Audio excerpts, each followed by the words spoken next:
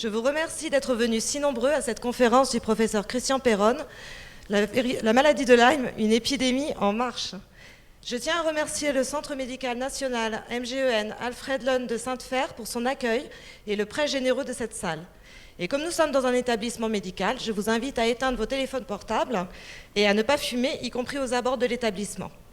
Avant de laisser la parole au professeur Perron, quelques mots au sujet de France Lyme et de la Fédération française contre les maladies vectorielles à tiques.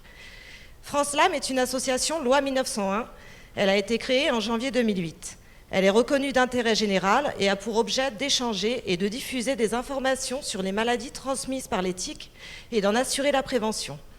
Nous proposons du soutien personnalisé aux malades et à leurs proches, des actions de prévention et d'information auprès du public. Nous contribuons activement auprès des instances médicales et des professionnels de santé dans le cadre du plan national de lutte contre la maladie de Lyme. France Lyme compte désormais près de 2000 adhérents et 33 sections en France. La section Creuse a été créée en mai dernier à l'issue du premier café rencontre organisé pour les malades et leurs proches. Les bénévoles, qui ne se connaissaient pas il y a 6 mois, ont tout mis en œuvre pour que cette conférence ait lieu et je les remercie tous du fond du cœur.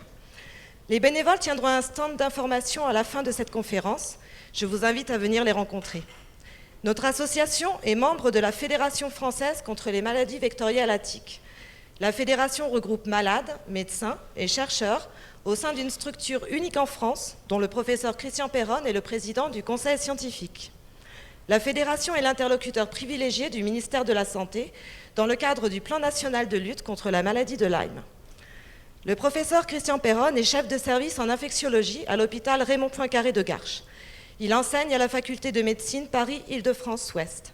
Il a été président de plusieurs instances médicales et scientifiques, notamment du Collège des professeurs de maladies infectieuses et tropicales. Il a été vice-président d'un groupe d'experts sur la vaccination à l'OMS. Il est également l'auteur du livre « La vérité sur la maladie de Lyme » paru aux éditions Odile Jacob, livre que le professeur Perron dédicacera en fin de conférence et qui vous sera proposé à la vente par notre partenaire, la librairie Aux Belles Images. Le professeur Perron est l'un des premiers à avoir alerté les pouvoirs publics sur cette pandémie que sont les maladies vectorielles à tiques. Nous ne le remercierons jamais assez d'avoir accepté de venir ici pour cette conférence, une première en Creuse. Aussi, je vous demande d'accueillir chaleureusement le professeur Christian Perron.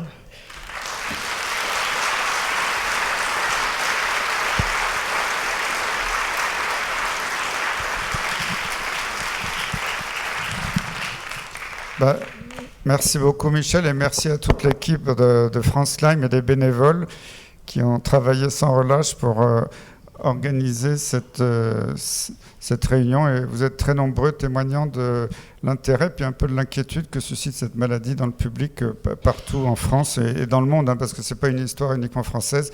Et je veux saluer monsieur le député qui nous fait l'honneur d'être là aujourd'hui et qui par sa présence montre le soutien d'hommes politiques. Et il y a beaucoup de...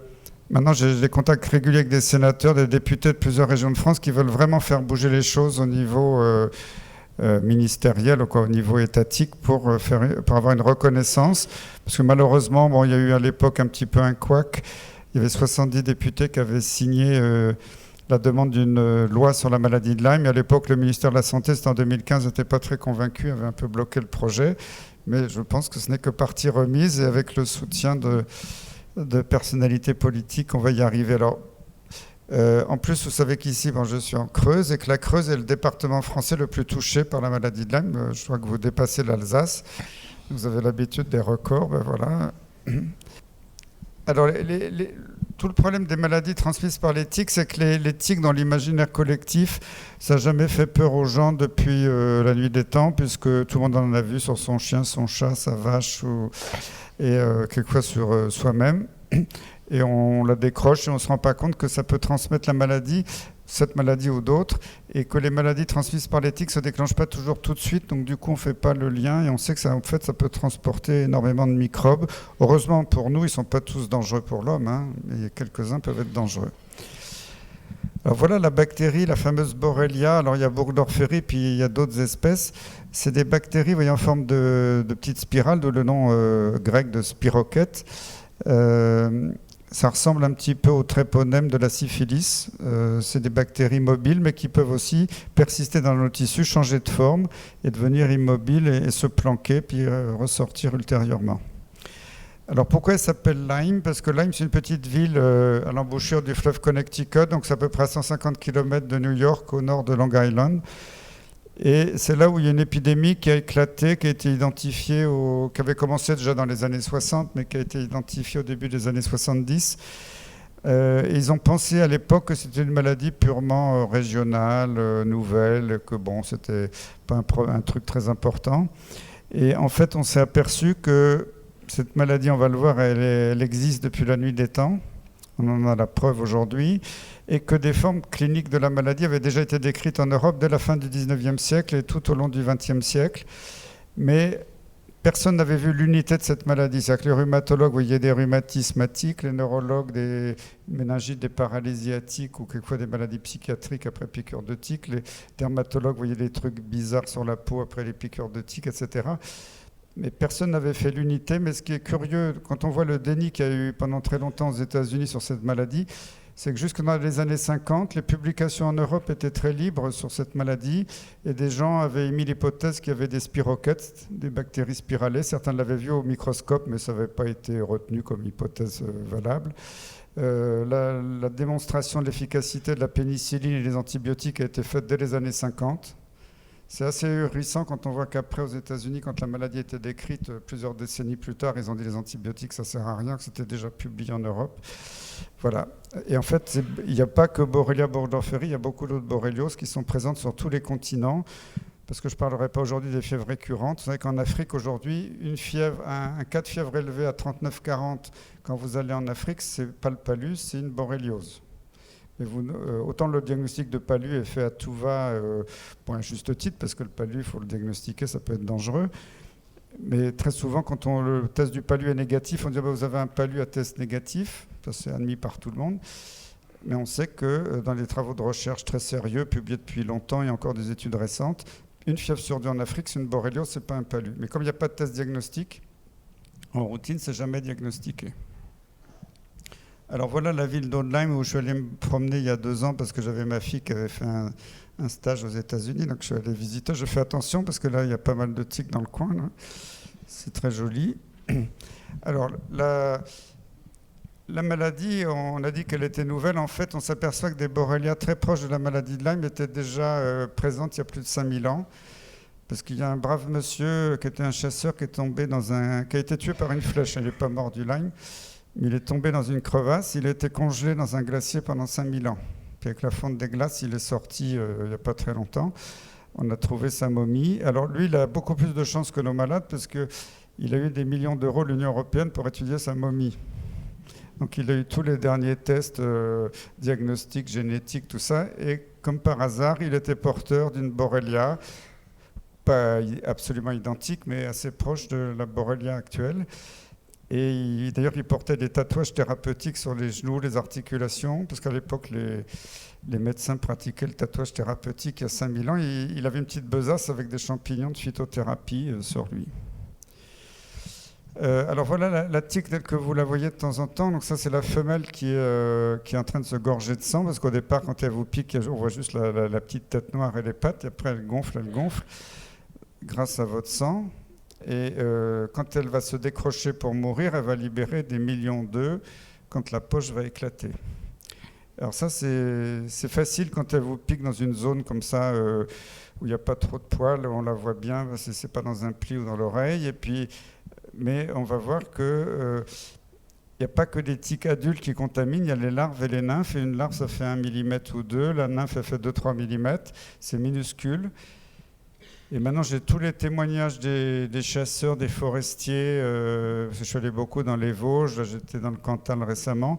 Ils me disent tous la même chose. Il y a 20 ans, quand on allait en forêt, on avait une tique adulte de temps en temps. Maintenant, on met un doigt de pied en forêt, on a 20 nymphes ou larves sur les jambes qui nous grimpent dessus. J'ai revu un chercheur scientifique qui est malade. Bon, lui, il croit du coup beaucoup à la maladie, qui était tombé malade dans la forêt de Sénart, près de Paris, qui est très contaminée. Il se souvient très bien de la date où il est tombé malade. C'était un pique-nique où il a retiré 50 nymphes sur ses avant-bras après le pique-nique.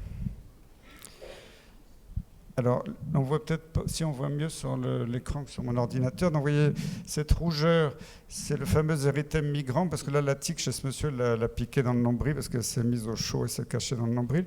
On voit pas bien que la périphérie est plus rouge, donc c'est pas toujours très net chez tous les malades. Classiquement, il y a un cercle rouge plus foncé autour, parce que c'est le front de progression de la bactérie. Et ça s'étend de façon centrifuge. Alors si vous ne traitez pas, ça peut disparaître tout seul, ça peut revenir de temps en temps.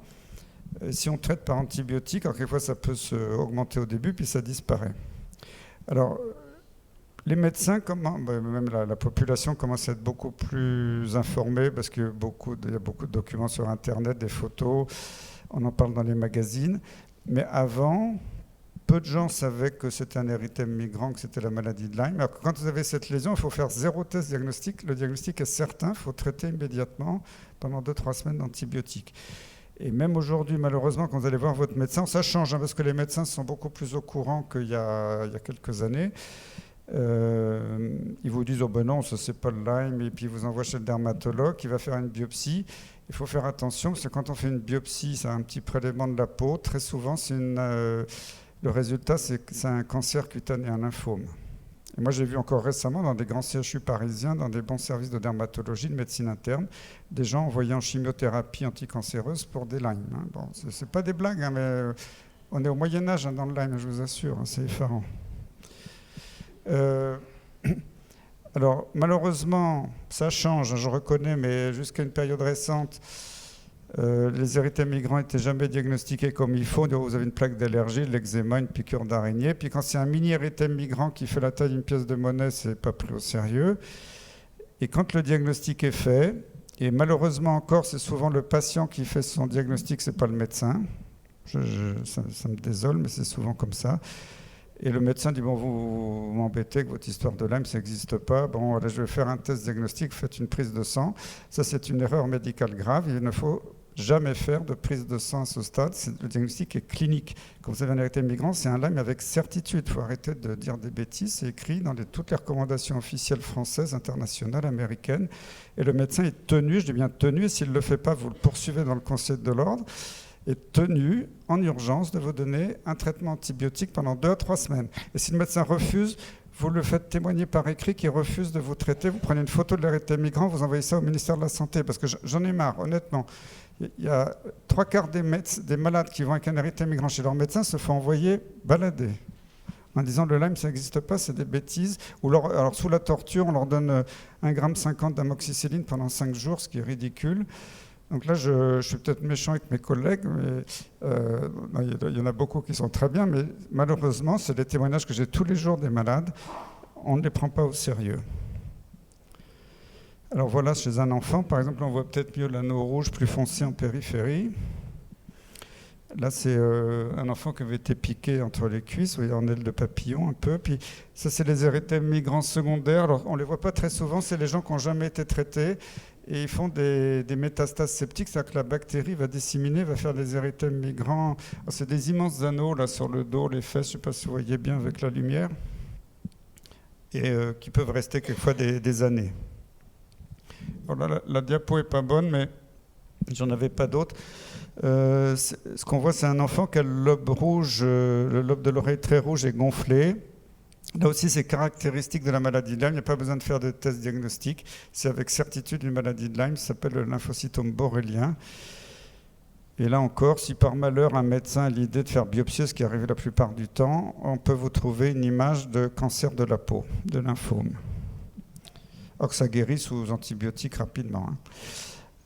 Alors après, je ne vais pas vous faire tout un traité de médecine parce que le Lyme peut donner beaucoup de choses, mais la paralysie faciale, par exemple, c'est un exemple flagrant parce que c'est assez fréquent dans les formes secondaires de la maladie. Alors, ça va survenir quelques semaines en général, quelques jours dans les cas très rapides, mais plutôt quelques semaines après la piqûre, alors chez l'enfant ou chez l'adulte.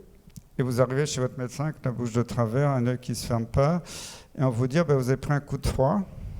Donc en latin, pour faire savant, on vous dit affrigore, c'est la paralysie due au froid. Parce que quand en médecine, on ne comprend pas, on dit ça vient du ciel, c'est le froid. En fait, les paralysies faciales sont des maladies infectieuses, probablement la plupart du Lyme ou des maladies associées. Je ne peux pas jurer que c'est tous du Lyme, mais comme on n'a pas des bons tests diagnostiques, Mais la plupart du temps, on vous dit c'est le froid, donc attendez, on donne un peu de cortisone. Alors il y a des gens qui récupèrent spontanément, puis d'autres qui gardent des séquelles. Alors vous voyez, ici ce sont les stades. Donc je vous ai parlé du stade primaire. Alors malheureusement, je ne l'ai pas mis sur la diapo tout à l'heure, mais peut-être après. Quand vous allez voir votre médecin avec un trouble quelconque, j'ai peut-être le Lyme, il vous dit que vous avez été piqué par une tique. Vous dites non, il dit c'est pas la peine, circuler, vous n'avez pas le Lyme. 3 fois sur 4, on n'a aucun souvenir de la piqûre de tique. Donc des Lymes tout à fait prouvés. Pourquoi ? Parce que les petites nymphes, elles peuvent vous piquer dans les cheveux, dans le dos, vous ne les voyez pas. Et l'érythème migrant, il est présent qu'une fois sur 2. Donc si c'est passé inaperçu, dans les jours, les semaines ou les mois qui suivent, vont s'installer des symptômes qui peuvent être très variés. Alors quelquefois au début, les gens ont un peu de fièvre, des maux de tête, mais pas toujours. Puis après, va s'installer une paralysie faciale, des taches rouges bizarres sur la peau qui ressemblent à un eczéma, une sciatique, une méningite qu'on va étiqueter virale, des problèmes ophtalmologiques, psychiatriques. Vous allez faire une dépression profonde alors que vous étiez en pleine forme, articulaire, cardiaque, des troubles du rythme ou une insuffisance cardiaque comme ça qui tombe du ciel. Alors, ce qui est terrible là-dedans, c'est que si vous avez un problème cardiaque, vous allez voir le cardiologue qui ne connaît rien à la maladie de Lyme, qui va dire vous avez le trouble du rythme X ou Y, vous avez la maladie cardiaque truc-muche, mais il ne va jamais faire le rapprochement avec le Lyme. Vous allez voir le rhumatologue, il va dire vous avez une fibromyalgie, une polyarthrite, et il dit le Lyme, de toute façon, ça n'existe pas, on s'en fout. Vous allez voir le neurologue, c'est pareil, il va dire vous avez une sclérose en plaques ou une neuropathie à petite fibre, et il va dire non, le Lyme, ça n'existe pas.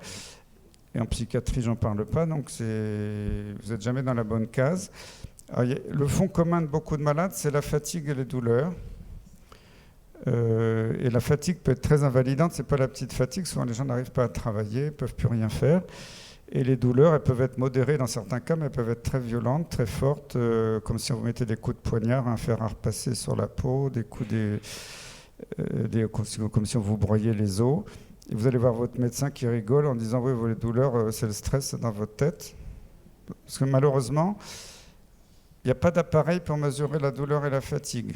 Et comme les médecins aujourd'hui ont été formés pour que tout soit mesuré par des appareils, si ça ne rentre pas dans l'appareil, vous n'êtes pas malade, vous dégagez. Bon. C'est ça. Ça, je vois ça tous les jours aussi. Alors maintenant, je vous ai dit, dans les facs de médecine, on forme les étudiants en médecine. Si vous plaignez de plus de 5 ou 6 symptômes, ça s'appelle le syndrome du post-it, maintenant, tu sais, le tout petit post-it.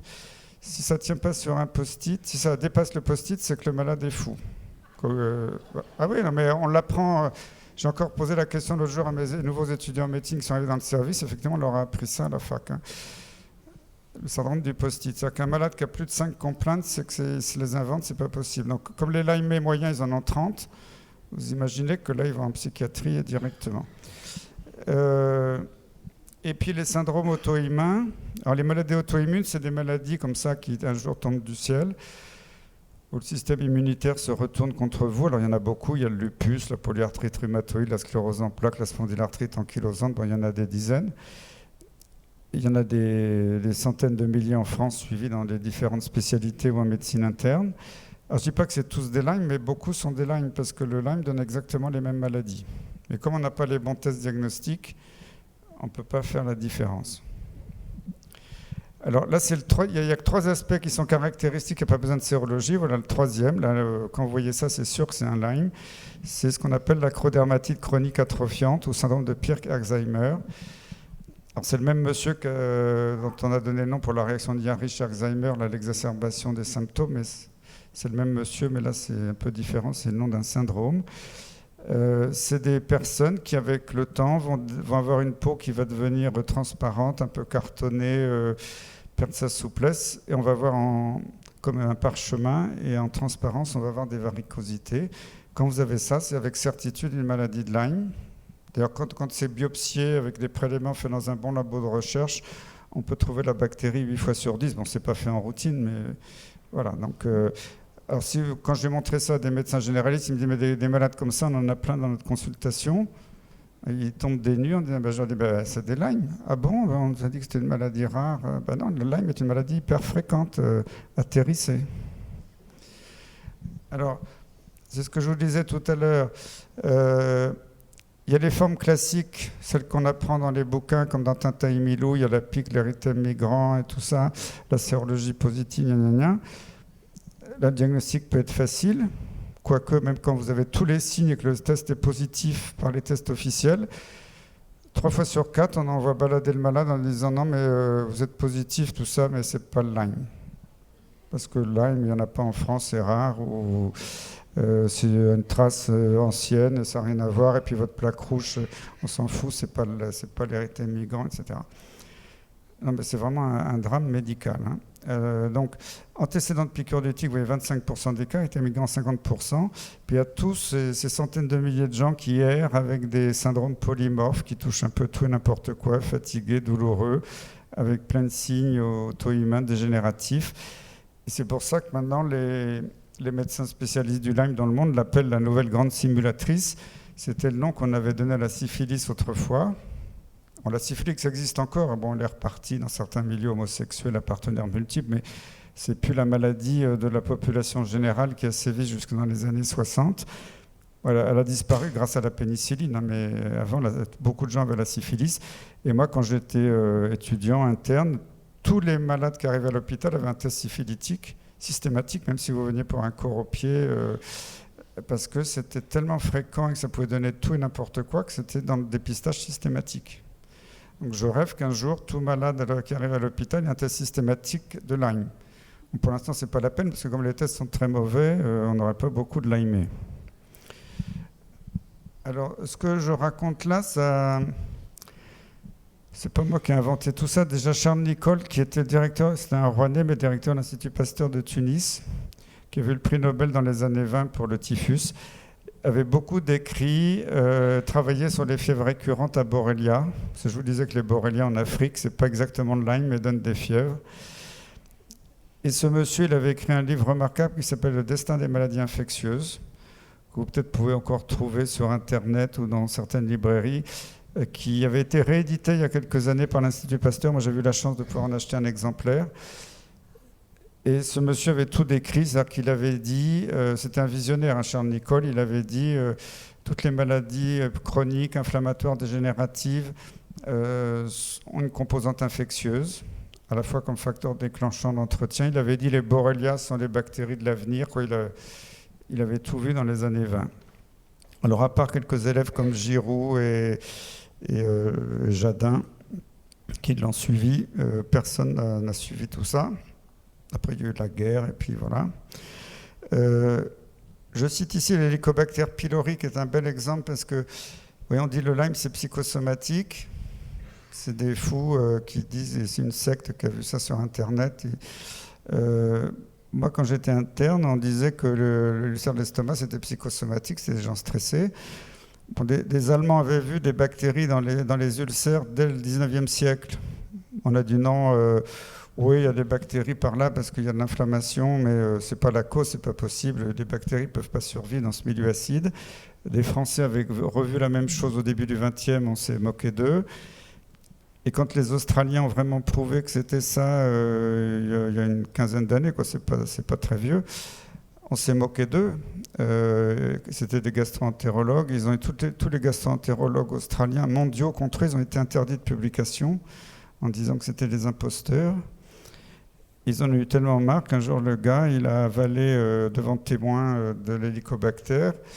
Il s'est fait l'ulcère de l'estomac dans les 5 jours. Il a avalé des antibiotiques. Il a guéri. Après, il a eu le prix Nobel. Bon. C'est pour vous montrer que maintenant, tout le système du monopole, du contrôle, de la censure dans les journaux scientifiques est tellement organisé quand vous allez contre une pensée unique que vous ne pouvez plus progresser en médecine. C'est une partie, d'ailleurs dans mon bouquin, je ne parle pas que du Lyme, je parle aussi de l'évaluation en médecine qui commence à me choquer beaucoup parce qu'on délire. Il y a des censures féroces maintenant dans les journaux médicaux. Et ça, c'est un très bel exemple. Alors pour la Borrelia, qui est l'agent du Lyme, si vous entendez les officiels du centre de Strasbourg, le Lyme chronique, ça n'existe pas, la bactérie ne persiste pas. Mais c'est des bêtises sans nom. Il y a tout le contraire publié. Je peux vous citer des dizaines de références scientifiques. La Borrelia, elle persiste dans les tissus. Il y a même des études qui montrent qu'on peut donner 4 mois d'antibiotiques à un animal ou à un homme, mais la Borrelia, elle est encore là. dans les cellules, à l'extérieur des cellules. Elles se planquent dans ce qu'on appelle les biofilms. Alors les biofilms, si vous n'êtes pas familier avec ça, ça ressemble à une maison de Schtroumpf ou un corail. C'est des structures que fabriquent les bactéries avec des protéines, des glucides ou des produits biologiques. Une espèce de carapace avec des trous pour que ça rentre et ça sorte. Et elles se mettent un peu à l'abri là-dedans. Alors il y a des biofilms sur votre peau, dans les dents, dans les gencives, dans les artères, dans le cerveau, dans l'intestin, il y en a partout. Et là, elles vont se cacher. On sait qu'elles peuvent changer de forme, se planquer, arrêter de se multiplier, comme ça elles échappent aux antibiotiques. Elles peuvent changer d'antigène, comme le VIH. C'est-à-dire que les anticorps la repèrent, elle sort avec un autre antigène et du coup elle n'est pas repérée. Et alors il y a des études maintenant sérieuses qui montrent que la Borrelia peut induire une immunodépression et bloquer la fabrication d'anticorps, mais pas qu'anticorps pour Borrelia, les anticorps en général. Et ça, c'est des publications scientifiques de très bon niveau, hein, ce n'est pas des inventions. Et elle échappe aux antibiotiques. Alors, qu'est-ce qu'on fait pour le pauvre médecin, le pauvre malade, un peu démuni dans tout ça? C'est que si on a un doute, on fait la sérologie parce qu'on n'a pas le choix. Hein. Il n'y a que ça pour l'instant. Et la Société américaine de maladies infectieuses, jusqu'en 2016, a imposé au monde entier un dogme qui était le test en 2 étapes. Sérologie, c'est qu'on ne cherche pas la bactérie parce qu'on a du mal à la cultiver en routine. On cherche si la personne a fabriqué des anticorps contre la bactérie. Ce qui est un petit peu curieux dans l'affaire du Lyme, c'est que les Américains ont imposé, mais quand je dis imposé, c'est imposé, c'est-à-dire que tout labo qui ne le fait pas, il est fermé, le biologiste est envoyé en prison. Vous devez utiliser la souche américaine B31, qui est une souche de labo isolée d'une tique il y a 30 ans, qui n'est pas du tout la souche qui circule dans tous les pays du monde. Vous faites un ELISA, alors c'est un terme un peu technique, maintenant les gens connaissent bien, parce que quand on cherche des anticorps, l'ELISA c'est une technique avec des enzymes, le Western blot c'est une technique radioactive, qui est un peu plus sensible. Bon, l'ELISA, c'est très facile à faire, c'est une machine automatique, vous mettez tous vos tubes, il n'y a pas de temps de technicien, ça ne coûte pas cher. C'est très bien, ça marche pour beaucoup de maladies, quand c'est bien calibré. Eh bien, là, si c'est positif, vous êtes content, mais on va vous dire, bon, c'est positif, mais c'est ancien, parce qu'on ne peut pas discriminer ce qui est ancien ou récent. Et ce qui est absolument ahurissant dans le Lyme, c'est que c'est un dogme qui a été fait par un petit groupe d'experts. On interdit au laboratoire de faire le Western blot si l'ELISA est négatif. Alors que dans le VIH, c'était tout le contraire. L'ELISA, au début, on ratait 30% des malades, mais si on n'avait pas eu le Western blot, on serait passé à côté de beaucoup de séropositifs VIH qui pouvaient faire le sida et pas être traités et continuer de contaminer. On aurait fait ce dogme dans le VIH, ça aurait été une révolution. Les associations de malades auraient lynché le ministre de la Santé. Mais dans le Lyme, c'est un jeune personne. Et à Strasbourg, ils continuent à dire si l'ELISA est négative, vous n'avez pas le droit de faire un Western blot. Alors, quand je demande pourquoi, on me dit c'est parce qu'il y aurait trop de malades. Bon. Ou pour des raisons qui sont pseudo-scientifiques. Et ça, c'est un grand scandale. Alors, le CDC a lâché un petit peu de l'est. Le CDC, c'est le Centre de surveillance des maladies aux États-Unis, qui reconnaît que pour déclarer un Lyme aux États-Unis, le Western blot n'est plus obligatoire. Mais n'empêche que Mme Schaller à Strasbourg, qui faisait des Western blots plus sensibles, je suis d'accord, elle était en dehors des clous légaux, son labo était fermé, condamné à la prison avec sursis, 200 000 € d'amende, donc ça rigole pas. Hein. Citez-moi une seule autre maladie, on met les gens en prison parce qu'ils font un test plus sensible. Moi, je n'en ai jamais vu. Alors, en plus, on dit, oui, que je raconte n'importe quoi. Ok. Mais après, moi, j'ai des lunettes, je lis les publications scientifiques, parce qu'à Strasbourg, on vous dit que le test est fiable à 100%. Monsieur Jolac l'a encore redit l'autre jour au ministère. Et quand on lit les publications, c'est 34 à 70%. C'est-à-dire que vous ratez quand même beaucoup de malades. En Suède, chez l'enfant, il y avait 23% des enfants qui avaient des anticorps dans le sang. Et quand on leur fait la ponction lombaire pour le liquide céphalorachidien, c'était, vous voyez, 55 à 80%. Et quand la ministre avait saisi, il y a quelques années, le Haut Conseil de la Santé publique, moi je ne m'étais pas mis dans le groupe pour ne pas dire que j'avais influencé, un groupe indépendant dans lequel il y avait des chercheurs tout à fait brillants. Il y avait Patrick Berch, qui était le doyen de la faculté Necker et qui maintenant est directeur de l'Institut Pasteur de Lille, donc ce n'étaient pas des gens farfelus du tout. Et ils ont écrit en toutes lettres, c'est publié, vous pouvez le trouver sur Internet, c'est un rapport officiel, que beaucoup d'ELISA et de Western blot qui étaient commercialisés en France ne valaient rien. C'était bon, acheter la poubelle. Mais les fabricants continuent à vous dire, nos tests sont très bons, ils ont été validés. Alors, quand il y a eu la conférence de consensus en 2006, moi j'y avais assisté. Je connaissais bien Marc Assous, que j'avais connu comme interne, qui était microbiologiste, qui avait fait la conférence sur les tests. Il avait dit, dans la salle, comme ça j'étais assis comme vous, j'ai vu les diapos, que les recommandations européennes pour tout laboratoire, c'est comme on ne savait pas étalonner sur les malades, parce qu'on ne sait pas qui est malade. Dans la salle, qui a le Lyme, on n'en sait rien. Qui a mal à la tête, mal aux genoux et fatigué, il y en a beaucoup. C'est peut-être pas tous des Lyme. Et les gens qui vont donner leur sang, qui se disent en bonne santé, il y a peut-être des Lymés. Donc on ne peut pas étalonner les tests sur des populations de malades ou de témoins. Donc en fait, les tests sont étalonnés sur des donneurs de sang en bonne santé. Et pour pas qu'il y ait trop de malades, ils ont dit on met la barre à 5% parce que c'est la barre des maladies rares. C'est pour ça, et comme c'est étalonné par région, c'est pour ça que, alors déjà si vous vous amusez, si vous êtes positif par exemple, vous pouvez vous amuser à faire le même test ELISA dans 3 labos différents avec 3 techniques différentes, Biomérieux, Biorad, Biomnis ou je sais pas quoi. Vous allez avoir 3 résultats différents, et si avec le même test Biomérieux vous faites dans 2 villes différentes, par exemple Strasbourg ou Paris, vous allez être négatif à Strasbourg automatiquement, parce qu'à Strasbourg il y a tellement de gens contaminés que c'est tout. Les donneurs de sang sont déjà au-dessus du seuil, et vous pouvez être plus facilement positif à Paris, par exemple. Ça fait des années que j'ai remarqué ça, mais ça ne perturbe personne. Alors, ça avait perturbé un monsieur Méville. Malheureusement, ce monsieur, qui était très bien, a pris sa retraite, et depuis, ils ont fermé son laboratoire, parce qu'en Grande-Bretagne, il y a un peu une chasse aux sorcières. Il en avait marre, il avait son congélateur rempli de sérum négatif. Tous les anticorps étaient négatifs, alors que c'était des vrais malades. Et il s'est dit, est-ce que ça ne vient pas de cette foutue souche B31 américaine qu'on nous impose? Et il a fait la même technique, mais avec des souches écossaises. Et là, la moitié de ces tubes sont devenus positifs, montrant bien que cette méthodologie imposée au laboratoire ne tient pas la route. C'est publié, vous voyez, depuis 2009. Alors, il y en a qui ne savent pas lire, hein, et ça n'a pas bougé. Et en Grande-Bretagne, on continue à faire les tests sans tenir compte de ça. Alors, l'année dernière, j'avais beaucoup ri, je n'ai pas trop ri sur le moment, mais quand il y a eu un peu l'agitation médiatique pendant l'été, mes collègues m'ont envoyé un mail très méchant disant que je racontais n'importe quoi, que la sérologie était parfaite, que maintenant il ne fallait plus en discuter, que le Centre de contrôle des maladies européen, qu'on appelle le CDC, avait fait un rapport et que c'était clair, la sérologie était parfaite.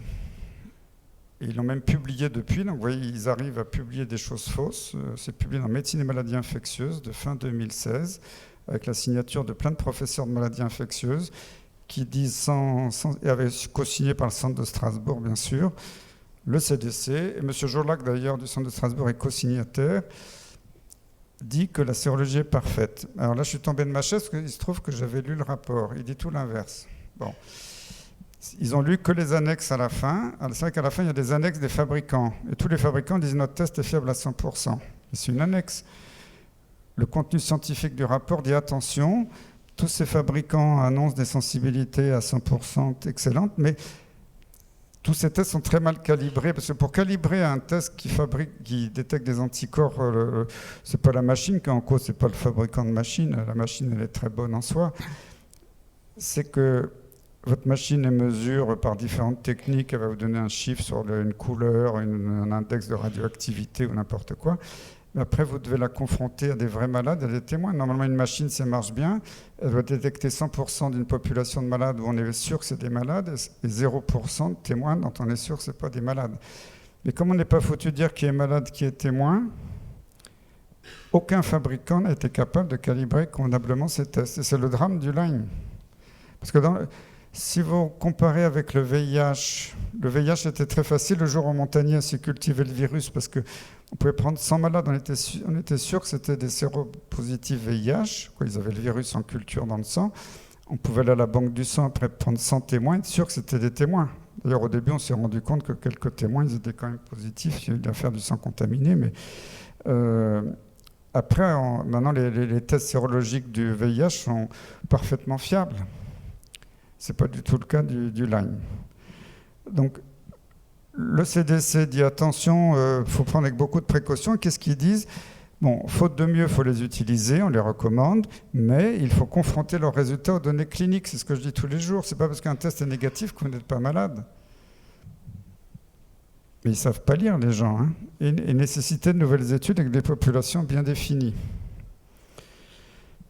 Et alors là, je me suis réjoui fin 2016 quand Michael Cook et le professeur Puri de l'Imperial College de Londres ont publié cette méta-analyse, c'est-à-dire qu'ils ont repris tout ce qui était publié dans les journaux scientifiques depuis le début de la mise au point des tests sérologiques. Ils ont fait ce qu'on appelle une méta-analyse, une analyse globale. Et ils montrent que finalement, la sérologie de Lyme, c'est pile ou face. C'est pas plus de 50% de sensibilité. C'est publié. Et vous avez entendu encore, je pense, sur Fréquence Médicale avant-hier, de mes collègues dire avec beaucoup d'aplomb, maintenant il faut arrêter de déconner, la sérologie de Lyme est parfaite, et tous les malades qui ont une sérologie négative, c'est des faux malades. Il faut arrêter, c'est criminel, je le dis ouvertement aujourd'hui, il faut arrêter. Et il faut que les politiques nous aident, parce qu'on n'a pas le droit de tenir des discours qui sont contre l'évidence scientifique. Ou alors c'est une imposture. Et là, ça met en danger la vie des gens quand même. Hein. C'est pas de la blague. Bon. Alors ça m'a fait plaisir. J'ai pas connu Willy Burgdorfer malheureusement parce qu'il est mort, mais j'avais entendu parler de son interview un peu par hasard il y a quelques années. Alors vous pouvez la trouver très facilement sur YouTube. Alors il y a la version où il est filmé, il y a la version écrite. Bon, c'est en anglais. Mais c'est incroyable parce que Willy Burgdorfer, qui est le découvreur de la maladie, qui était un Suisse allemand après qui a immigré aux États-Unis, il a tout dit à l'époque. Parce qu'il était interviewé, on lui a demandé qu'est-ce que vous pensez des recommandations officielles américaines de la Société de maladies infectieuses IDSA. Il a commencé, c'est une affaire honteuse. C'est pas moi qui le dis, c'est Burgdorfer en 2007. Il a dit il y a une raison politique. L'argent va depuis 30 ans à ceux qui produisent toujours la même chose, c'est-à-dire rien. Il faut savoir que les gens qui font les recommandations, l'IDSA aux États-Unis, sont détenteurs des brevets des sérologies et ont touché des millions de dollars et bloquent tout enregistrement d'un test concurrent. Récemment, le Dr Lee, qui est un Américain d'origine chinoise de Boston que je connais bien, m'a envoyé un mail pour me dire qu'il avait intenté un procès au CDC d'Atlanta. Il demande 52 millions de dollars de dommages et intérêts parce que le CDC, alors qu'il avait un test valable qui a été validé par le CDC dans des tests un peu informels, une fois qu'ils ont vu que ça marchait, ils ont coupé les ponts, ils ont coupé tout contact avec lui et ont refusé d'enregistrer son test. Donc il est fou furieux, il se comprend. Alors qu'est-ce qu'il nous dit notre ami Burgdorfer ? La technique de la sérologie de Lyme doit être revue de fond en comble par des gens qui n'écrivent pas les résultats avant d'avoir fait les recherches. C'est pas moi qui le dis, hein, j'ai découvert ça il n'y a pas si longtemps. L'histoire des 5% probablement. La plupart des médecins refusent de voir les malades atteints de maladies de Lyme chronique en les faisant chasser par leur infirmière. Ils arrivent tous les jours à Guéret, à Clermont-Ferrand, partout. C'est honteux que les médecins n'osent pas dire à leurs malades « je ne connais rien à la maladie de Lyme ». Ça ferait du bien à certains de mes collègues de le dire. Nécessité de développer la recherche sur le lien entre Lyme et certaines formes d'Alzheimer ou de Parkinson, alors qu'il y a quand même des publications sérieuses. Et à la fin de l'interview en off, il a dit « j'ai pas pu tout vous dire ». Bon. Oui, c'est Burgdorfer, c'est pas moi. Hein. Alors après, quand les détracteurs disent « oui, tout n'est pas Lyme », je suis entièrement d'accord, puisqu'il y a de nombreuses Borrelia qui ne sont pas stricto sensu celles de la maladie de Lyme. Il y a tout le groupe des Borrelia des fièvres récurrentes, il y en a un paquet. Alors, Burgdorferi, maintenant au sens large, qu'on appelle sansulato en latin, inclut plusieurs genres. Il y en a maintenant une dizaine. Et puis, il y a régulièrement, on découvre des nouvelles Borrelia qui peuvent donner la maladie de Lyme. Et donc, Miyamoto, Mayonii. Miyamoto a été décrite au Japon, mais en fait, il y en a en Europe, il y en a aux États-Unis, au Canada. En France, au début, maintenant le centre de référence commence à s'y intéresser un petit peu, mais au début, ils ont dit on s'en fiche, il n'y en a pas en France ou en Europe. En fait, Muriel Vessier, qui travaille dans le labo vétérinaire de Maison-Alfort, on a trouvé dans l'éthique en France. Non, mais il n'y a pas de malade parce qu'il n'y a pas de test, donc vous pouvez être tranquille. Et Mayonii, c'est pareil. Alors, elle a été décrite qu'aux États-Unis, mais ils disent on s'en fiche, c'est aux États-Unis, il n'y en a pas en France. Mais comme ça n'a pas été recherché, on est tranquille. Hein. Alors après, il n'y a pas que les Borrelia, il y a ce qu'on appelle les co-infections, les autres microbes que les tiques, ou quelquefois il y en a qui ne sont pas transmis par les tiques, mais beaucoup transmis par les tiques. Alors l'anaplasmose, la bartonellose, vous connaissez peut-être la maladie des griffes du chat. Si un chat vous griffe, il faut avoir des rougeurs, des ganglions, de la fièvre. C'est Bartonella enselae. Et Muriel Vessier, toujours dans le labo vétérinaire, avait montré il y a quelques années chez l'homme qu'on pouvait trouver des bartonelles animales qui n'avaient jamais été décrites en médecine humaine. Donc c'est pour ça que maintenant les labos vétérinaires sont beaucoup plus en avance que les labos de biologie médicale. Alors, il y a Ehrlichia rickettsia, tout ça c'est des noms latins compliqués. Et puis il y en a une nouvelle aussi, Neo-Ehrlichia micorensis, qui a été découverte récemment en Suisse, en Suède. Très peu de malades décrits parce que très peu de recherches. C'est un chercheur ou deux qui les a recherchés comme ça. Pas de test en routine. Et ça peut donner de la fièvre. On l'a trouvé chez les immunodéprimés qui avaient des lymphomes, des maladies auto-immunes.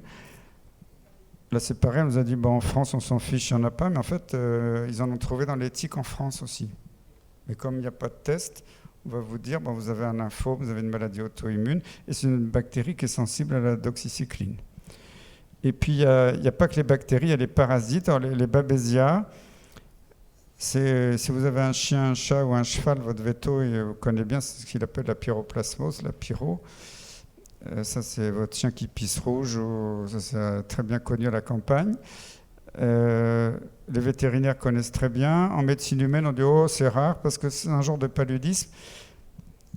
Alors, autant les animaux sont plus fragiles. Alors, on voit le vétérinaire voit très bien sur un frottis de sang des petits parasites dans les globules rouges. Chez l'homme, on ne les voit pas, sauf si on a perdu la rate dans un accident, parce que la rate va retenir les globules un peu contaminés, ou si on a une chimiothérapie avec une grosse immunodépression. Et comme la sérologie n'est pas très fiable, la plupart du temps, c'est jamais diagnostiqué. Donc il est urgent de développer des nouvelles techniques diagnostiques par ce qu'on appelle l'amplification génique, c'est-à-dire la PCR, qui pour l'instant dans le Lyme n'existe pratiquement pas dans les labos de biologie médicale. Alors c'est en train de changer parce que j'essaie de militer auprès de nos autorités pour que les tests qui sont faits quelquefois en routine par certains labos vétérinaires puissent être mis en biologie médicale. Donc, par exemple, ici, je vois Lionel Chapy du laboratoire Barla qui est en train d'évaluer la machine d'un professeur de médecine vétérinaire de Lyon.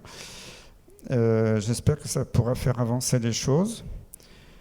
Parce que moi, j'ai commencé à tester des malades par cette technique depuis quelques mois et on peut trouver des Borrelia, des Bartonella, des Babesia, ce qui était pour moi inimaginable. Je n'avais jamais vu depuis 20 ans avec la sérologie.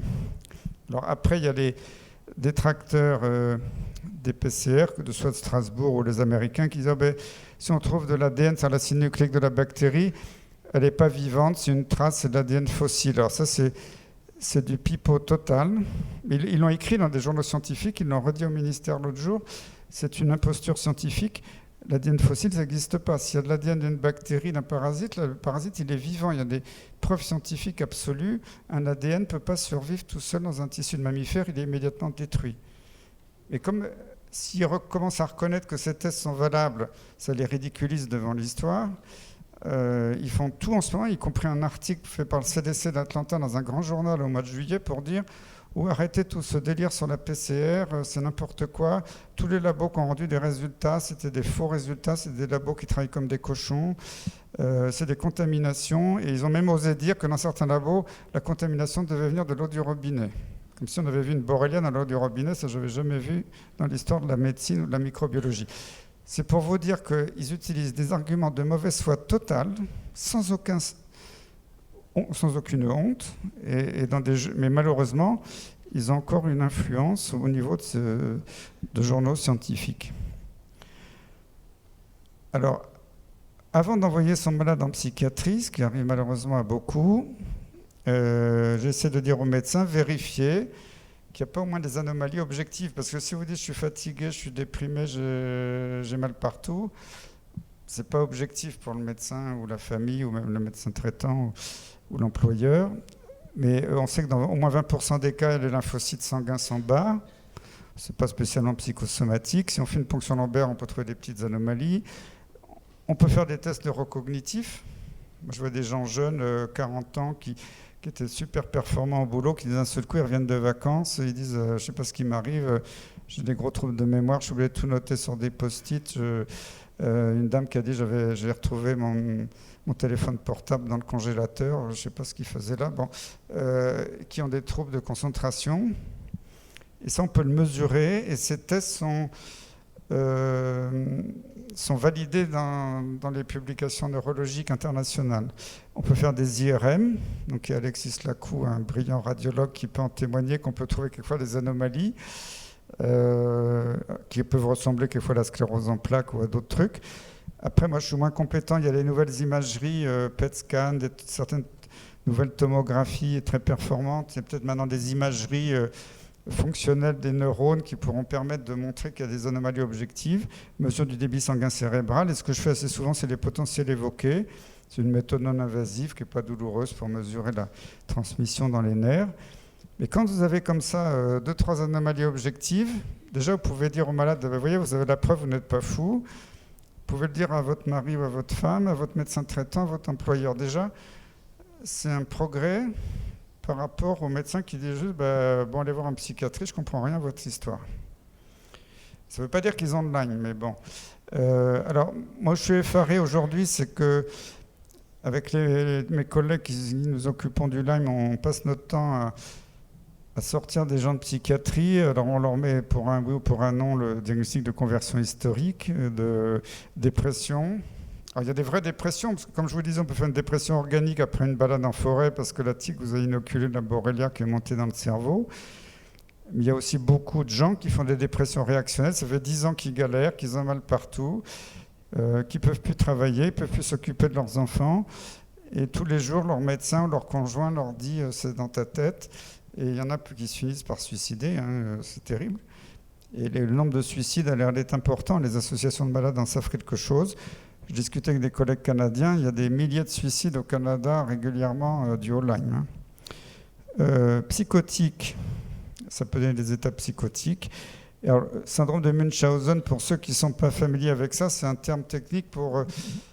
Alors ça existe, j'en ai vu quelques dizaines dans ma carrière, c'est des gens qui ont vraiment un problème psychiatrique, qui s'autodétruisent pour se rendre importants. Alors il y en a qui s'inoculent des germes, d'autres qui s'inventent de la fièvre, d'autres qui s'inventent des maladies ou qui se les créent. Mais ça existe, mais c'est quand même très rare. C'est des malades psychiatriques très graves. Malheureusement, on colle cette étiquette à tous les Lyme de passage. On ne comprend pas ce que vous avez, vous plaignez de trucs, c'est vous qui vous inventez vos symptômes. Et alors, ce qui est encore plus dramatique, c'est le syndrome de Munchausen par procuration. Et là, ça touche les parents et les enfants. J'ai réussi à en sauver quelques-uns parce que j'étais au courant par hasard, mais je suis sûr qu'il y en a beaucoup. Des gamins qui étaient très brillants, qui vivaient bien avec leurs parents, d'un seul coup qui chutent à l'école, quoique chutent dans leurs études, qui deviennent acariates, qui ne se lèvent plus, qui ont mal partout, qui sont en contact très... Parce qu'un enfant qui ne se verbalise pas beaucoup, souvent il a un contact un petit peu opposant. Et à ce moment-là, automatiquement, quelquefois la famille, le médecin, le psychiatre va dire que c'est la faute des parents qui induisent la maladie. Et j'ai réussi à sauver quelques familles. On avait accusé les parents d'empoisonner leurs enfants. Et ce n'est pas des blagues, il y a les gendarmes qui viennent, le juge qui est sur le coup, on sépare les enfants de leurs parents. Et puis après, on voit que si on donne des antibiotiques aux gamins, il est guéri au bout de 6 semaines. Alors que ça faisait 2 ans qu'ils étaient en procédure d'empoisonnement. Et j'ai vu à l'hôpital Necker récemment une maman qui m'a dit qu'un peu à son insu, on avait prélevé les cheveux de son gamin pour vérifier si elle n'avait pas donné du poison. Et c'est atroce, ces histoires, je vous assure, c'est à vomir. Alors, ce qui me fait plaisir, c'est qu'il y a quelques psychiatres qui commencent à ouvrir les yeux, parce que beaucoup me l'ont avoué, ceux que je connais bien, ils m'ont dit oui, ça fait 20 ans que j'examine plus un malade, parce que les psychiatres, comme tout le monde, ils ont appris la médecine, la cardiologie, tout ça, la pneumo. Puis après, quand vous faites de la psychiatrie, vous n'examinez plus vos malades, vous parlez avec eux, vous leur faites de la psychothérapie, vous racontez leur enfance dramatique. Mais il n'y a plus d'examen. Et puis, quand j'ai discuté avec des patients Lyme qui étaient enfermés en psychiatrie, ils m'ont dit, mais dans l'hôpital psychiatrique d'où je viens, je peux vous dire, il y en a moins de la moitié sont Lyme. Ils ont tous des problèmes cardiaques, articulaires, neurologiques, ils ont des maux de tête terribles, tout le monde s'en fout. Ils ont des douleurs partout et le psychiatre rigole. Alors, heureusement, j'ai l'impression qu'il y a certains psychiatres qui commencent à changer d'attitude Et ça m'a fait plaisir. L'année dernière, là, j'ai rencontré une psychiatre qui m'a dit je me suis remis à examiner mes malades, ce que je n'avais pas fait depuis 20 ans. Ça m'a fait plaisir quand même. Alors, le traitement officiel, je ne vais pas vous faire un traité de médecine, c'est ce qui est dans le consensus de 2006. Là, je parle pour les formes tardives. On vous dit qu'au bout de 3-4 semaines maximum, c'est guéri. Alors, c'est vrai que ça marche, hein. Il y a des gens chez qui ça marche parce qu'ils ont un système immunitaire qui récupère, ils n'ont pas une forme trop sévère. Mais malheureusement, il y a une proportion, je ne peux pas vous donner un chiffre parce qu'on n'a pas de données très sûres, mais beaucoup de gens, ça ne suffit pas, ou ils rechutent très vite après ce traitement. Mais quand vous allez dans tous les centres de maladies infectieuses de neurologie partout en France, si vous avez reçu vos 3-4 semaines d'antibiotiques, vous êtes jeté dehors systématiquement en vous disant circulez, vous encombrez ma consultation, vous êtes guéri, allez voir ailleurs. Et alors aux États-Unis, ça avait été repéré très tôt quand il y a eu l'épidémie de Lyme, c'est que des médecins ont hurlé contre les recommandations officielles en disant mais nos malades ils ne sont pas guéris, et du coup la Société américaine de maladies infectieuses a sorti de sa poche un diagnostic merveilleux, c'est le syndrome post-Lyme ou post-traitement. Tous ces gens, ils n'ont plus de Lyme, ils sont guéris, ce qui est faux parce que les publications scientifiques montrent que la Borrelia est toujours là. Ils refusent de lire ces publications et de les citer. Et ils disent c'est des gens qui continuent de se plaindre parce que c'est psychique, ou c'est des séquelles, ou on ne sait pas trop pourquoi, mais ça n'a rien à voir, ou c'est une fibromyalgie. Et on les envoie balader. Alors, ce qui m'avait fait plaisir, c'est que le rapport du Haut Conseil, en 2014, s'est publié, a écrit en toutes lettres. Je vous ai montré tout à l'heure qu'ils avaient dit que les tests ne sont pas toujours fiables. Donc, c'était déjà bien. Donc, ils ont dit ce n'est pas toujours des Lyme, peut-être c'est d'autres microbes.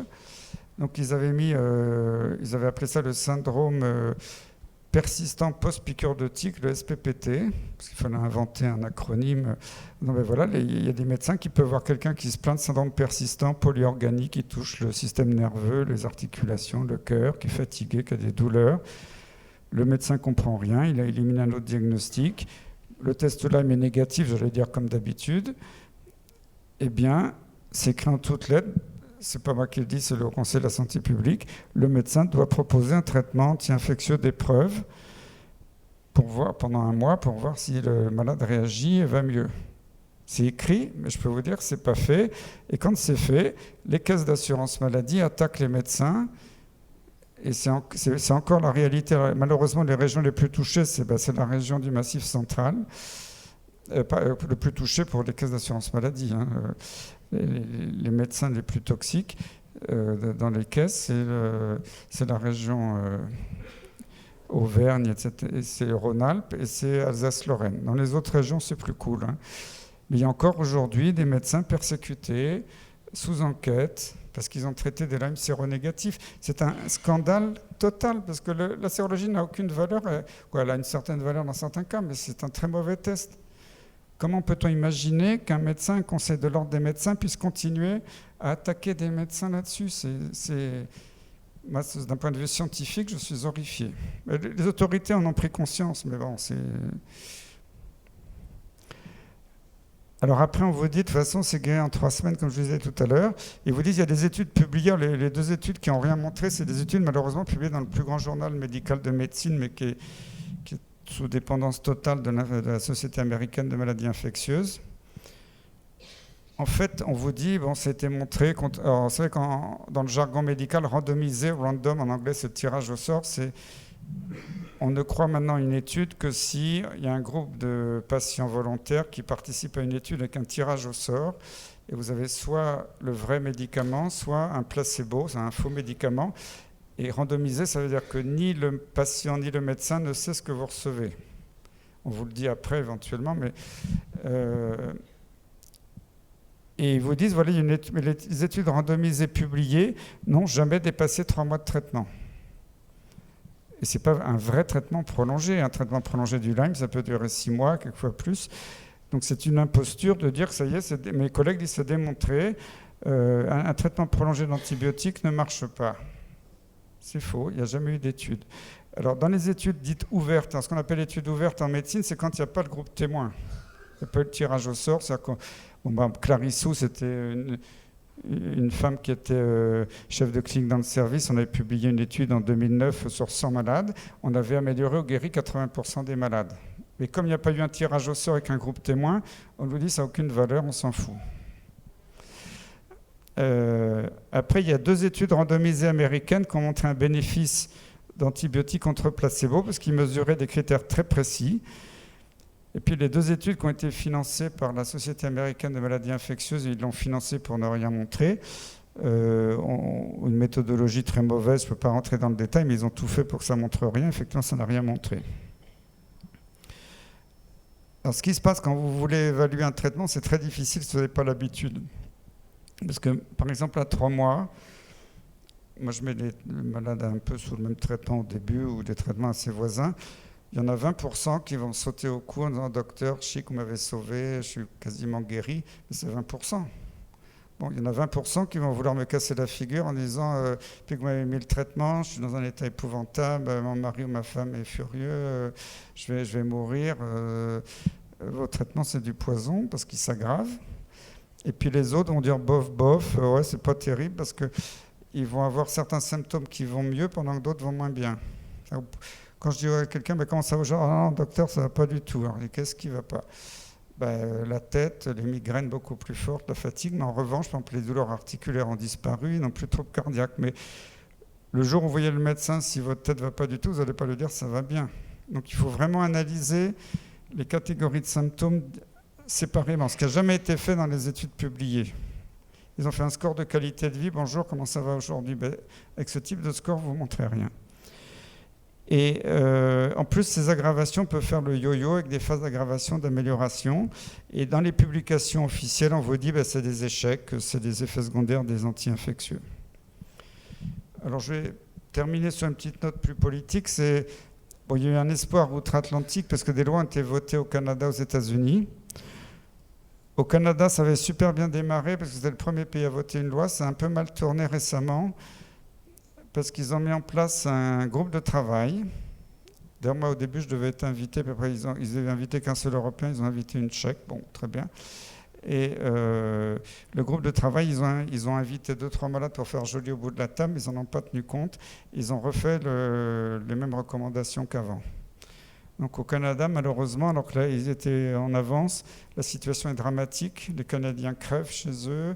Ils sont obligés de vendre leur maison pour aller aux États-Unis où des médecins les attendent derrière la frontière à $2000 la consultation et les ruinent. C'est dramatique. Alors aux États-Unis, ils ont été persécutés. Maintenant que la loi est passée, bon, il n'y a presque plus d'attaques contre les médecins, mais c'est quand même assez cher de se faire soigner, puis tout le monde ne veut pas le faire. Ce qui était déjà connu, c'est que les recommandations américaines officielles, vous voyez, c'est des publications scientifiques qui ont montré que ce n'était pas basé sur les preuves. Donc, ce n'est pas Perron qui le dit dans son coin. C'était déjà publié que leurs recommandations, ce n'était pas valable. Et en plus, les experts qui ont fait ces recommandations ont déjà été condamnés en justice aux États-Unis. Mais ils s'en sont tirés parce qu'ils ont été condamnés par un État, le Connecticut. Ils ont été protégés par un juge fédéral qui a dit « Oh oui, les histoires médicales, ce n'est pas du ressort de la justice. Voyez ça entre médecins, vous n'avez qu'à réunir un groupe indépendant qui dira si ce que vous avez fait est bien ou pas. » Donc ils ont réuni un groupe de copains, soi-disant indépendants, qui a dit « Oui, tout ce qu'ils ont dit est parfait. » Et ils ont continué. Alors ce qui aussi m'a fait plaisir, c'est que l'année dernière, en février, le site officiel qui est hébergé par le gouvernement américain, le National Guidelines Clearinghouse, a supprimé les recommandations de l'IDSA et a mis les recommandations de l'ILADS. Alors l'ILADS, ILADS, c'est la société internationale qui soutient la cause du Lyme chronique, avec qui je travaille maintenant. Bon, ils m'ont demandé d'organiser un congrès à Paris récemment. Alors, leurs recommandations ne sont pas idéales, je reconnais, parce qu'il n'y a pas beaucoup de niveaux de preuves, il y a très peu d'études financées. Mais au moins, ils ont sauvé des milliers de malades. Donc maintenant, il faut faire progresser tout ça. Il y aurait besoin d'études pour des traitements d'entretien et on sait qu'il n'y a pas que les antibiotiques pour guérir. Si vous faites des antibiotiques dans un Lyme chronique, vous arrêtez, c'est 80% de rechute. Donc il faut faire des antiparasitaires, d'autres molécules. Bon, je ne vais pas rentrer trop dans les détails. Il faut traiter les co-infections. Quelquefois, il faut faire des traitements séquentiels, de la phytothérapie après. Alors pour vous parler du plan national, parce qu'on en parle beaucoup actuellement, Marisol Touraine, c'était quand même une grande avancée l'année dernière au mois de septembre. Elle a quand même reconnu publiquement dans les journalistes qu'il y avait un grave problème de santé publique, que des milliers de patients étaient en errance, rejetés par le système de santé. Moi, je veux dire que je l'ai salué parce que ce n'était pas facile de la part d'une ministre de dire ça en public. Je crois que c'est la seule ministre au monde qui ait osé le dire.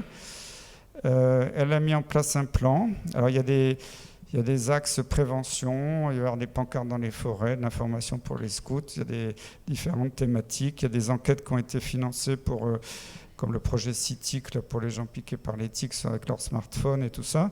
Et puis il y a un groupe auquel je participe, multidisciplinaire. Alors le groupe, il y a des gens de mes collègues professeurs de maladies infectieuses, il y a les microbiologistes du centre de Strasbourg, il y a des généralistes, il y a des patients et on a réussi à ce qu'il y ait suffisamment de médecins, de chercheurs de la fédération, puisqu'on s'était aperçu dans les statuts de la Haute Autorité de Santé, ils avaient bien écrit qu'il y avait, ça se fait toujours, qu'on vérifie les conflits d'intérêts financiers des membres, ça c'était fait. Mais dans les statuts, c'est écrit que s'il y a des sujets polémiques, il faut tenir compte des différentes écoles de pensée qui peuvent avoir des conflits d'intérêts d'opinion. Et alors, on leur a gentiment rappelé l'année dernière, parce qu'au départ, c'est vrai que le nombre de médecins qui étaient de mon côté était très faible. Et ils ont été obligés de reconnaître. C'est pour ça que ça a pris du retard. Moi, je suis plutôt content qu'il y ait du retard dans les recommandations, parce qu'il y a des associations qui disent ouais, pourquoi on n'a pas encore et tout. Moi, je préfère qu'on calme le jeu, que ça se fasse bien, qu'on fasse tout de façon précipitée. Alors, le travail avance. On n'est pas d'accord, on s'engueule quelquefois dans le groupe. Je trouve que, ceci dit, je ne sais pas, j'espère que ça va avancer dans le bon sens. Si jamais il y a un blocage et qu'on n'y arrive pas, on dénoncera. De toute façon, maintenant, on a une minorité de blocage. Je vais veiller à ça, qu'on puisse être suffisamment nombreux. Si on n'est pas d'accord, on peut bloquer le texte. Et si on bloque le texte, il n'y aura pas de recommandation de la HAS. Quand j'ai vu la situation au Canada, je me suis dit, il ne faut pas faire... Et ils ont fait la même chose en Grande-Bretagne, c'est sorti il y a 15 jours. Ce qu'on appelle NICE, qui est le groupe anglais de recommandations, vient de faire exactement comme au Canada. Ils ont fait des recommandations terribles pour les malades. Ils ne les ont pas écoutées. Donc voilà, alors normalement c'est fin 2017. Là, ce qui m'inquiète, c'est qu'on n'a pas avancé au rythme voulu, parce qu'on discute beaucoup dans les réunions, qu'il y ait une pression politique pour que ça sorte absolument avant la fin de l'année. Moi, ça m'inquiète un peu que ça aille aussi vite, mais bon, on verra. Pour l'aspect préventif, si vous allez beaucoup dans la nature, les répulsifs marchent bien. Si vous allez occasionnellement, les répulsifs chimiques, ça marche très très bien. C'est à base de DEET, le DIT. Alors, c'est Insecticram, mais enfin, il y a d'autres marques concurrentes. Vous demandez ça à votre pharmacien. Il y a des répulsifs naturels pour ceux qui n'aiment pas trop les produits chimiques ou qui en mettent tout le temps. Le Citriodiol 30 maintenant est validé par un institut de Neuchâtel et il est en cours d'expertise à l'Agence du médicament. Ça m'a fait plaisir de voir que l'Agence du médicament s'intéressait aux produits naturels. Ils sont en train de tester le géraniol, qui est un extrait de géranium. Ils sont en train de tester la lavande. Voilà. N'oubliez pas pour vous, vos enfants, l'inspection systématique après, une promenade en forêt, un camp scout. L'ablation rapide d'éthique, évitez de mettre un produit préalable. Quand vous mettez le tire-tic, il faut toujours tourner pour ne pas tirer, sinon ça arrache tout. Et puis bien désinfecter après, surveiller. Alors voilà, j'ai mis les publications récentes, dont les 2 dernières avec Alexis Lacou ici présent. C'est parce que j'ai été attaqué il y a quelques mois par mes bons collègues infectiologues qui avaient fait un mail collectif à toute la France pour dire Perron, il a pété un câble, c'est un gourou, et il publie dans la Gazette de Katmandou. Alors, Lancet Infectious Disease, c'est un des plus grands journaux de maladies infectieuses mondiales. Frontier Cellular Infection Microbiology, c'est un journal de la série du journal Nature, etc. Et American Journal of Medicine. Alors c'est amusant parce qu'après les 2 petits articles qu'on a fait avec Alexis Lacou, ça a déclenché une colère de nos collègues américains qui ont fait un pamphlet pour dire arrêtez vos bêtises. Le Lyme chronique n'existe pas. Donc la guerre continue via les publications.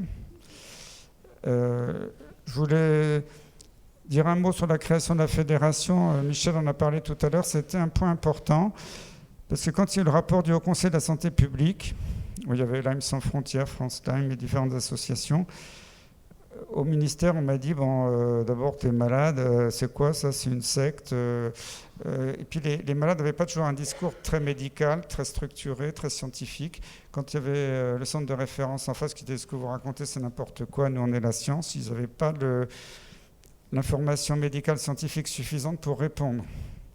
Et moi j'ai dit ça ne va pas du tout, on ne va jamais y arriver comme ça. Donc j'avais convaincu les associations de se rejoindre, de faire une fédération, de faire un conseil scientifique. Après, ils m'ont demandé, j'aurais mieux fait de me taire parce qu'ils m'ont demandé de présider le conseil scientifique, ça m'a fait du boulot en plus, mais ça a donné beaucoup de crédit au combat vis-à-vis des médias, des politiques, parce que maintenant dans le groupe à la HES, quand un médecin nous dit « ouais, voilà, là, il y a une publication qui a montré ça », et tout, on dit « non, non, mais attends, tu l'as lu, Coco, la publication? Elle dit pas ça, elle dit ça ». Et puis quand il nous sort des arguments, nous on a plein de contre-arguments, documenté de façon scientifique. Et ça, c'est pas un malade tout seul dans son coin qui est paumé, qui souffre, qui est au fond de son lit, qui peut le faire. Et alors, malheureusement, bon, l'AME sans frontières n'avait pas voulu nous rejoindre. Bon, peut-être que ça viendra un jour. Il y a déjà 3 associations il y a de plus en plus maintenant Je suis impressionné parce que la fédération a été créée il y a 2 ans. À la dernière assemblée générale à Toulouse, il y a quelques semaines, le nombre de chercheurs et de médecins qui nous rejoint est important. Et les directeurs d'unités de recherche, CNRS, INSERM, des gens tout à fait scientifiques. Donc ça me fait plaisir de voir des chercheurs de haut niveau maintenant croient à la cause du Lyme et veulent aider. Alors ce qui me fait plaisir aussi au niveau politique pour notre cher député, c'est de montrer que l'Union européenne, en 2013, a déjà fait un texte, peut-être qu'il est un peu lettre morte aujourd'hui, qui a été voté au Parlement européen. La borréliose de Lyme est considérée comme une grave menace vitale transfrontalière. Bon, tout le monde s'en fout, mais c'est écrit. Mais en jeu, le pronostic vital ou menace sérieusement les conditions de vie et nécessiterait une coordination à l'échelle de l'Union européenne. C'est écrit, je ne suis pas sûr que ce soit mis en pratique. Et le CDC, notre cher centre de surveillance des maladies de Stockholm, août 2017, c'est tout récent, ça m'a fait très plaisir, a écrit « La borréliose de Lyme parmi les 30 pires maladies menaçant la santé publique ». C'est pas moi qui le dis. Et encore à la télé avant-hier, mes collègues disent le Lyme, qu'est-ce qu'ils racontent, Perron, c'est une maladie rare, ça n'a aucun intérêt, on n'en voit jamais. C'est pas l'avis du Parlement européen et de l'ECDC. Et puis, alors c'est pour ça qu'on a fait avec quelques collègues, le groupe est mené par Jenna Luchetayer, qui est une américaine. On est allé à un tout petit nombre parce qu'il y a un consortium d'une centaine de chercheurs, de médecins mondiaux. Là, c'est un groupe mondial qui a soutenu ce projet. Et je suis allé d'abord à l'OMS, on s'est fait jeter, on n'a pas été reçu parce que l'OMS est sous contrôle des sociétés américaines, mais à l'ONU pour dénoncer la violation des droits de l'homme en disant que si les malades dans le monde ne peuvent pas être traités, avoir accès à des diagnostics et à des traitements, c'est une violation des droits de l'homme. Et je suis en train d'œuvrer auprès du ministère de la Santé pour faire inviter en France le rapporteur spécial des droits de l'homme qui serait d'accord pour venir, mais dans les règles de l'ONU, il faut que ce soit le gouvernement qui invite. Alors, je ne suis pas sûr que notre ministère accepte, on verra, mais enfin, il faut essayer.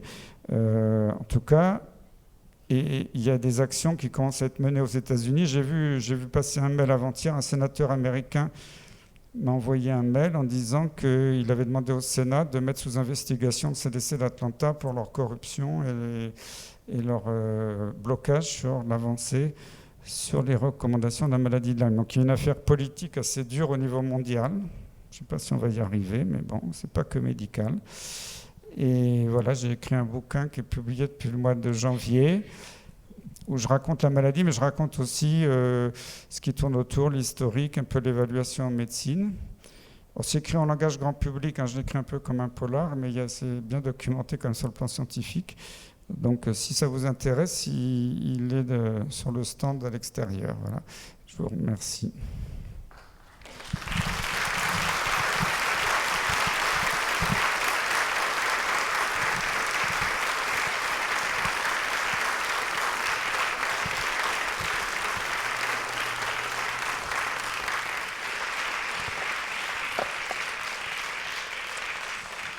Voilà, ainsi s'achève notre conférence et nous remercions chaleureusement le professeur Perron d'être venu pour la première fois dans notre département.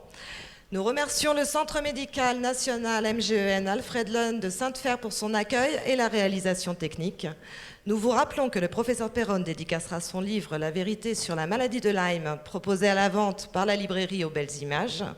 Vous pouvez retrouver les bénévoles de France Lyme au stand d'information. Nous répondrons à vos questions et il vous sera possible d'adhérer à notre association. Si vous souhaitez nous soutenir dans nos actions de prévention, nous vous remercions de votre générosité.